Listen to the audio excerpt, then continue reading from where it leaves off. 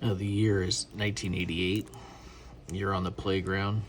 Some kid you know has a card you've never seen, and it's of your favorite player, and it's from FLEER. So it's got to be legit. This ain't your run-of-the-mill crapperware. It's FLEER. FLEERs are pretty cool, you know. But where did this card come from? Never seen it before. Doesn't look like anything you've ever seen. Well, more than likely it came from one of these 10 sets here. So these are the 1988 FLEER little subset collector's editions released to different outlets. Some of these are exclusive to certain stores. Some of them are just generic, probably sold at any kind of like five and dime type place, you know. This one, the FLEER Baseball's Hottest Stars, exclusive to Revco drugstores. Then you have Team Leaders, exclusive from KB Toys.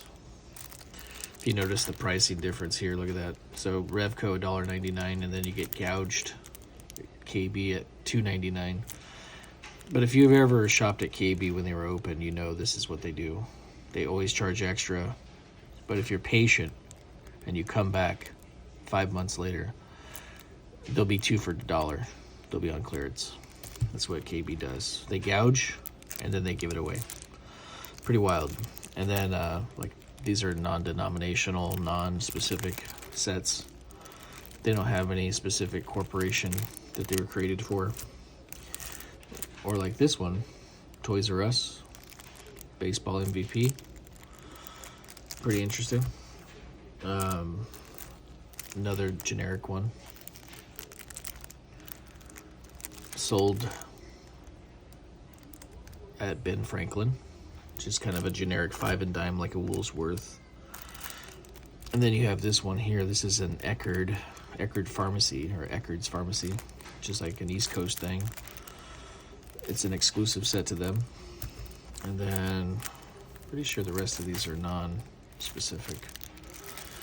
Exciting Stars, Baseball's Best, Sluggers versus Pitchers. And these two here. This looks exactly like the 1988 design. This hideous red, white, and blue design, which I don't know. I'm kind of sweet on because I liked FLEER. I didn't get a lot of it as a kid, so I appreciated it even if it was goofy.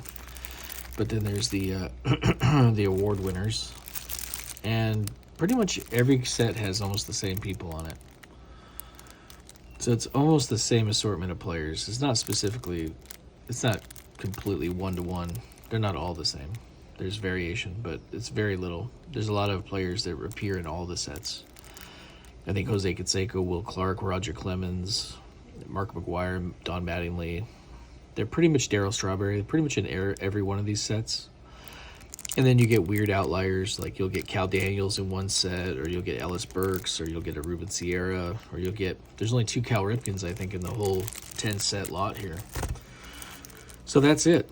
So if you ever got a weird card and you wondered where it came from with, you know, some issue that you never saw, this is where they came from. You know, when I was a kid, I stayed away from these pretty early and often because there's no fun in them. You know, every set has every card, so it's like, what's the fun in that? You're not really collecting anything. You're buying a factory set, you know.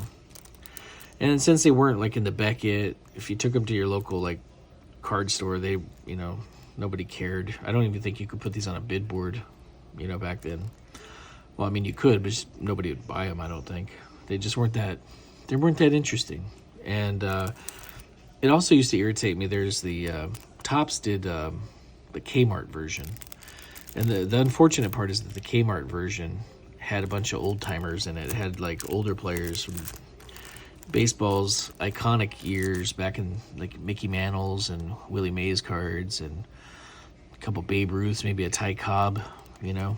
And what that did is it just confused the hell out of dumb collectors. Or I wouldn't say they're dumb, maybe they're just ignorant, they don't know, you know. So you'd be on the playground and some kid would tell you about his Mickey Mantle, and you'd be like, dude, if you know, bring that Mickey Mantle, I'll trade you for it, or I'll buy it off you, you know. And they would hesitate and drive you nuts, and then they'd finally bring it after all this build-up, and it would be a stupid Kmart Mickey Mantle.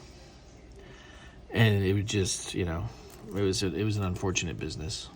And I think today you'd probably find a lot of those cards, you know, like for sale in like antique malls, and they would tell you, you know, super rare, Ty Cobb, $500, Kmart edition, 1987, you know.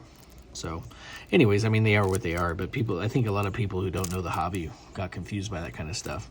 But what a prolific production. Look at this, 10 sets in 1 year. I think this is the most in 1 year. I think the earliest was 1986 that I saw that they made these, in 86. I mean, maybe they go back further, but as far as I could tell, 86 was the earliest I saw.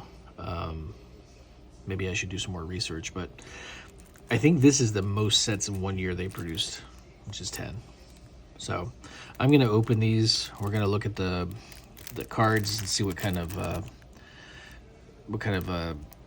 crazy photography we can find. And maybe some of these are interesting. Maybe some of them are rarer than others. Maybe the conditions are good. Maybe they're bad. I don't know about like grading anything like this. I don't really have an interest in grading it. I think just historically, these used to vex me when I was a kid. All these FLEER cards, because I thought FLEER were premium. So when you would see like Mark McGuire or somebody with a design you've never seen before, it would kind of, you know, perplex you from where it came. But I'm pretty sure this is exactly what those were. So anyway, check back. I'm going to open each one and we'll go through it. We'll compare the photographs, and I'll check the PSA pops and see if it's worth grading or even worrying about the condition.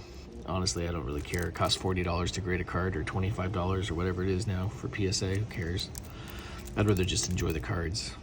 But I'm not against making money either. So, all right, we'll check back and we'll start with one of these dopey sets.